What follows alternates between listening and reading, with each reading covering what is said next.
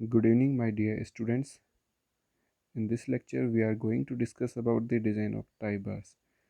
The first objective of the lesson is design of tie bars. Tie bars are used across the longitudinal joints of cement concrete pavements. Tie bars को जो है cement concrete pavement के across provide करा जाता है, longitudinal joints के across इसको provide किया जाता है. Tie bars are embedded at mid depth during concreting.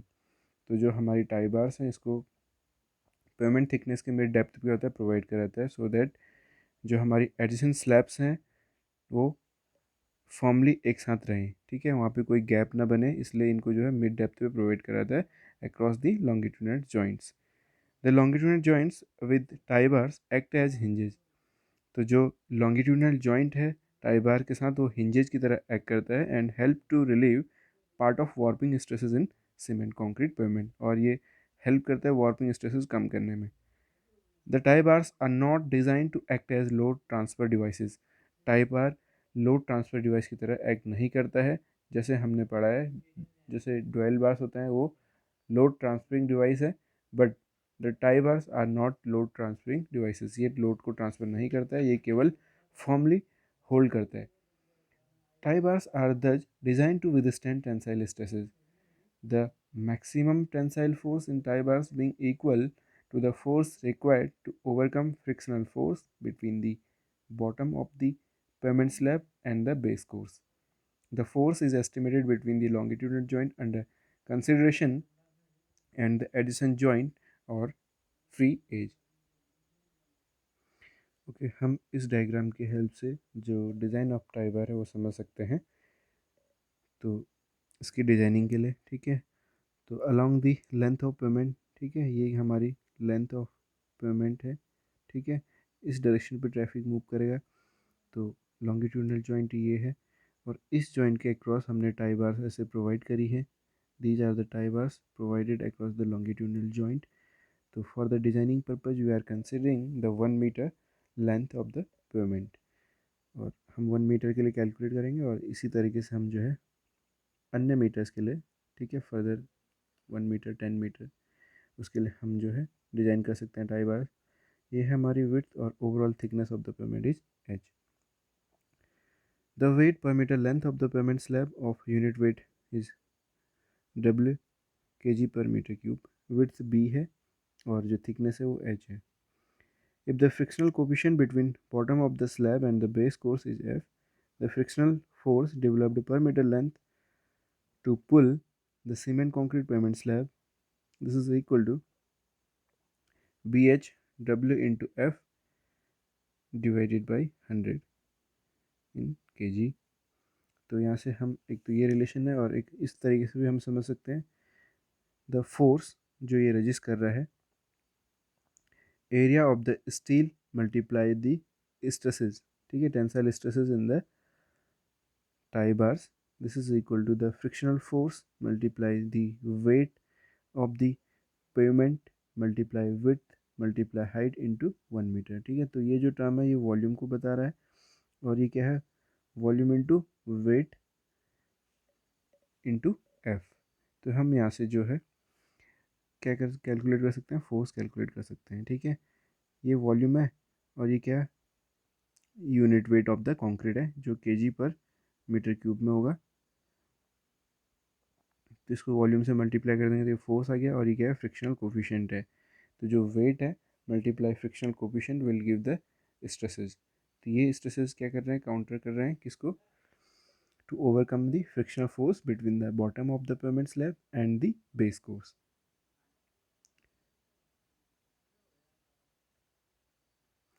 So the area of the tie bars या area of the reinforcement required per meter length is the, ठीक है, F into W into B H upon sigma S T. तो इस तरीके से हम area of the tie bars, ठीक है, निकाल सकते हैं इस फॉर्मूले की हेल्प से. Now calculation for the length of tie बार. ठीक है, टाई बार की लेंथ को अब हमने कैलकुलेट करना है. टाई बार जो है दो पेमेंट है, दो लेन है, तो हर एक लेन और दूसरे लेन के बीच में क्या होता है, जो कनेक्शन है हमने टाई बार की हेल्प से दिया है, ठीक है, लॉन्गिट्यूडिनल जॉइंट पे हमने टाई बार प्रोवाइड करा है। तो जो हमारी लेंथ है, कितनी लेंथ एम्बेडेड है, उसको कैलकुलेट करने के लिए क्या है, फॉर्मूला है, तो L T equal to 2 times of the development length.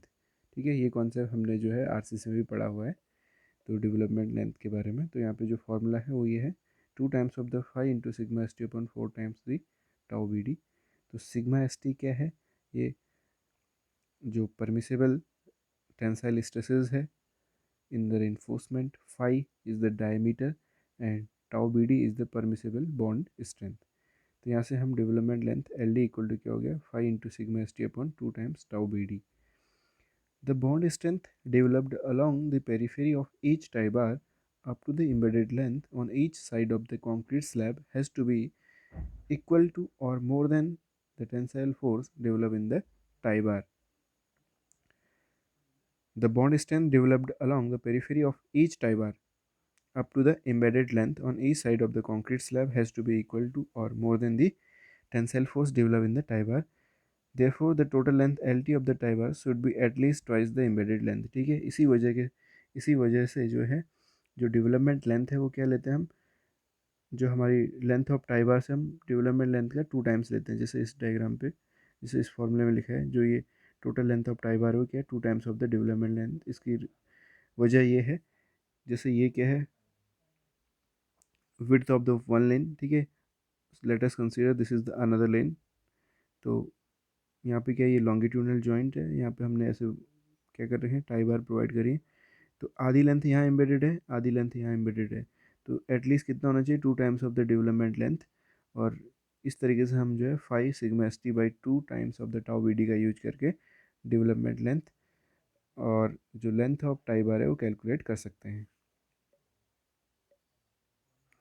Now design of tie bar के बाद अब है design of the dowel bar. जैसा हम जानते हैं, एक्सपेंशन जॉइंट्स और जो कॉन्ट्रैक्शन जॉइंट्स हैं are formed as thorough joints across the full depth of the slab. जैसे कि हमें पता है कि एक्सपेंशन जॉइंट्स और जो कॉन्ट्रैक्शन जॉइंट्स हैं ये पूरी डेप्थ तक बनाए जाते हैं। ठीक है, a small gap of about 20 mm is provided eight expansion joints. तो एक्सपेंशन जॉइंट में जो है 20 mm का एक गैप रखा जाता है to allow for expansion of long cement concrete pavement slabs during summer season. तो एक्सपेंशन के लिए हम जो है 20 mm का गैप रखते हैं।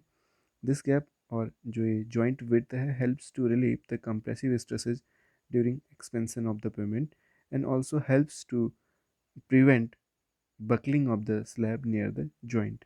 ठीक है, इस गैप के रखने के हमारे फ़ायदे ये हैं कि जो कंप्रेसिव स्ट्रेसेस जनरेट होंगे, एक तो उससे रिलीव होगा पेमेंट पे, और दूसरा जो है बकलिंग से भी, जो कि नियर द जॉइंट होगा, उससे भी ये प्रिवेंट करेगा।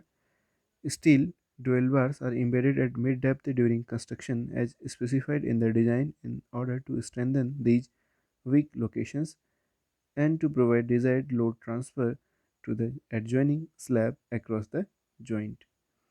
तो जैसा कि हमने टाई बार के लिए पढ़ा था, वो भी हम मिड डेप्थ पे प्रोवाइड कर रहे थे, तो सेम थिंग हेयर, हम यहाँ पे जो डुएल्स बार हैं इसको भी हम जो है mid depth of the payment provide करेंगे, ताकि जो वीक सेक्शंस हैं, वीक लोकेशंस हैं, उसको स्ट्रेंथन कर पाएँ, और जो ये लोड है वो भी क्या हो पाए, एक एज से दूसरे एज में या फिर पेमेंट के एक पार्ट से दूसरे पार्ट में ये ट्रांसफ़र करें।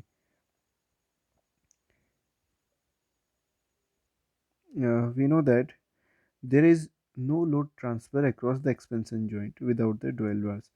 बिना डुअल्स बार के एक्सपेंशन जॉइंट्स पे जो है लोड ट्रांसफ़र नहीं होता है, हमें डुअल बार्स लगाने होते हैं, तब जो है लोड एक स्लैब से दूसरे स्लैब में क्या होता है, ट्रांसफ़र होता है। जॉइंट से इस साइड से दूसरी साइड की तरफ ये क्या होता है, ट्रांसफ़र होता है।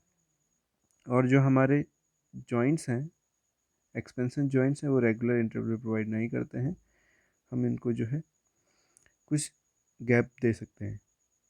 इनको प्रोवाइड करने के लिए हम जो है पेमेंट पे कुछ गैप प्रोवाइड कर सकते हैं। तो इसका जो कंक्लूजन ये है, it reduce the differential deflection between the two slabs. तो दो स्लैब्स के बीच में जो डिफरेंशियल डिफ्लेक्शन होता है उसको रिड्यूस करता है। It transfer the load of the wheel from one slab to another. ठीक है, जो हमारा डुअल्स बार्स हैं वो क्या करता है, लोड को ट्रांसफ़र करता है एक स्लैब से दूसरे स्लैब में। Length of the dowel bar is generally 0.5 metre. जो लेंथ रखी जाती है डुअल बार की वो क्या है, 0.5 मीटर है। और डायमीटर जनरली हम जो है 25 mm लेते हैं। तो ये क्या है, लोड ट्रांसफरिंग डिवाइस है। तो हम नेक्स्ट लेक्चर में जो है इसके डिज़ाइन क्राइटेरिया और इसके जो फॉर्मूले होंगे उसके बारे में डिस्कस करेंगे। This is the end of the video. Thank you so much for watching the video. और जो ये लेक्चर हमने लिया है इसके जो नोट्स हैं मैंने ग्रुप में सेंड कर दिए, आप वहाँ से इसको पढ़ सकते हैं।